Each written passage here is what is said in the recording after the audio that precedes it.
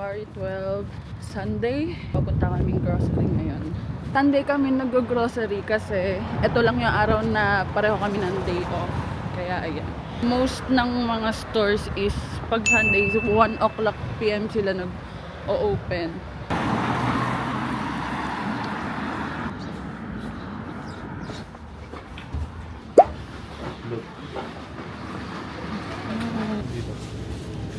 Ha?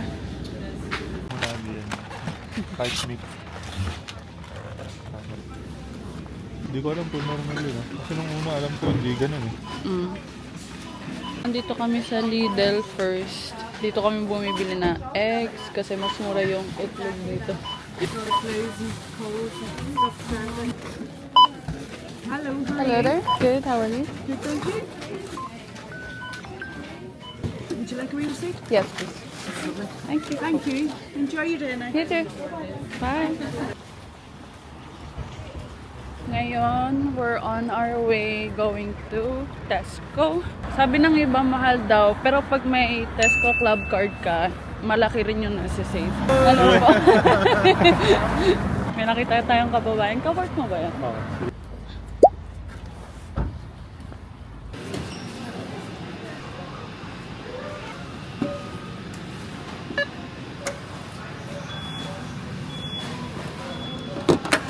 So, ito yung ginagamit pang baril ng mga barcode. Choice mo naman kung gagamit ka nito or dun sa mga self-checkouts nila.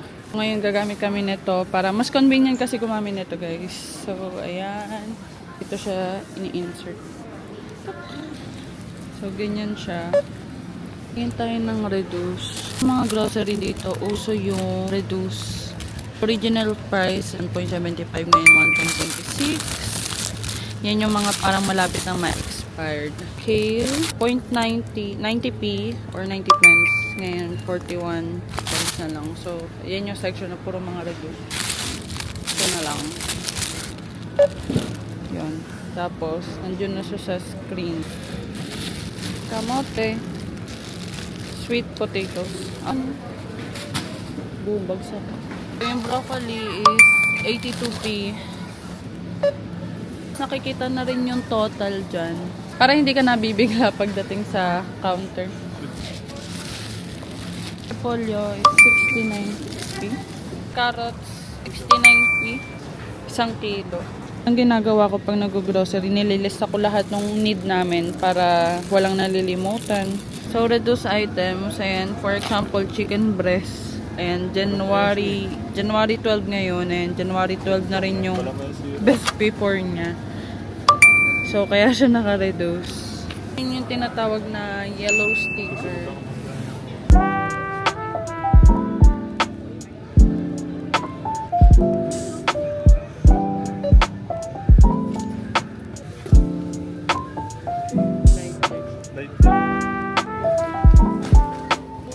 Uy, pili mo wala na tayo. Ganito yung Knorr nila dito. Ay, ito.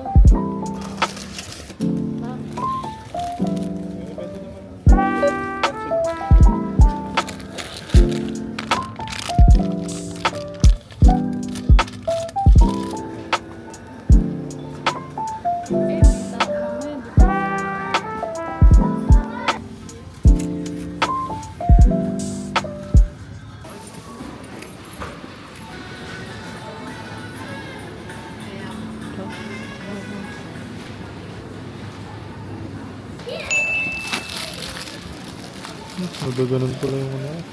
Nirerekta na namin siyang lagay lahat sa bag para mamaya bit-bit na lang namin siya after pagka-checkout. So, pag magcha-checkout, i-scan lang ito. Yun. Transfer complete. Tapos nagta-transfer na siya dito. So, yan na yun. Pay. Aman sa. So, Apple Pay. Ayan. Payments accepted. Thanks for shopping at Tesco.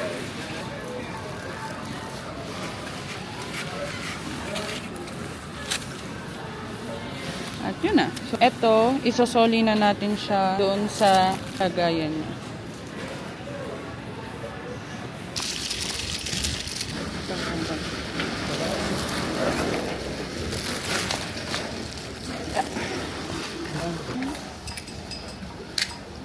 We're done in Tesco. Lakad lang kami. Wala kaming sasakyan.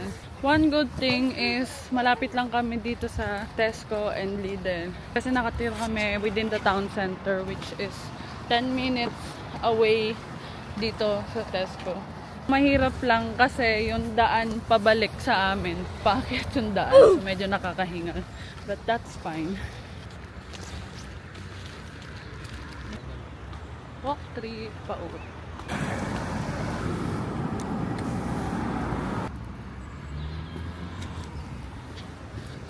Ito yung sinasabi namin paakyat. Pag pauwi na kami sa bahay, kaya pa. Kaya. Pagod. Next stop namin, dito kami sa Polish store, bibili ng meats. Thank you. Dito kami bibili ng karne kasi mas okay yung presyo niya. Yung presyo to. Uy! Grabing taba. Can we have the chicken breast, please? Can we also have 2 bags of that, please? It's okay? Yes, that's okay. And 2 of them, yeah? Yes, please. Here for stuff. Alright, thank you. Receipt? Yes, please. Thank you. Thank you so much.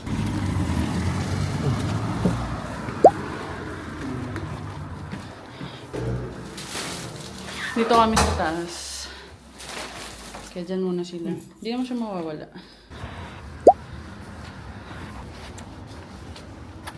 Oh, kinchay. Fresh pa. May ibang tinda dito. Ano, mga pansit kanto. May buldak. Buldak. Buldak. Pansit kanton. Meron sila saba. Lagang saging saba. Beef balls. Pag gusto namin ng hipon, dito kami bumibili. Malalaki talaga siya. Ilang kilo? 2 kilo. 2 kilo na to. Magkano? 22. 22 pounds. Mabigat sa bulsa. Thank you. 25? Yeah. Yeah. Cash your card. Card. Yeah. There you go. Thank you. Thank you so much. Have a lovely day. You too. Nag-top up din kami ng kuryente. Yung kuryente namin dito is parang deload. Binigyan kami ng card na landlord namin. Ito yung card. And then, tinop up namin is, ayan, 25. Ito yun siya. Nakikita namin ilan na lang yung kuryente. Yan siya pag magta-top up. Enter mo yung code na nasa resibo.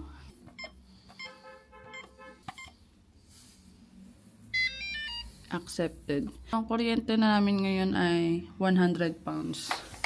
Parang consumable na lang siya. Welcome to our flat. May mga sinampay pa. Ito lahat yung napamili namin. Ayan.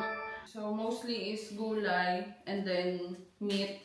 And then, itlog. Pinamili namin sa Lidl, pinamili lang namin is yung eggs. Total niya is 4.28 pounds for 30 pieces eggs. Next, sa Tesco, 38.64. Sa Polish Shop, ang binili lang namin na kit ngayon is chicken breast and pork tenderloin. Para laman lang siya. Umiiwas na kami sa taba ngayon. So, ang total namin sa Polish Shop is 18.56. Sa Asian store, dapat bibili kami ng tokwa, pero we ended up buying kinchay. This is 1 pound. Total lahat is 62.48 pounds. So this is what a 62.48 pounds grocery would look like. Depende pa rin sa lifestyle mo.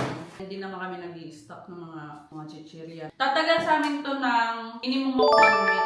Swerte na pag tumagal siya ng 2 weeks sa amin. So that's pretty much it for our grocery day here in Northern Ireland, UK. And see you guys on my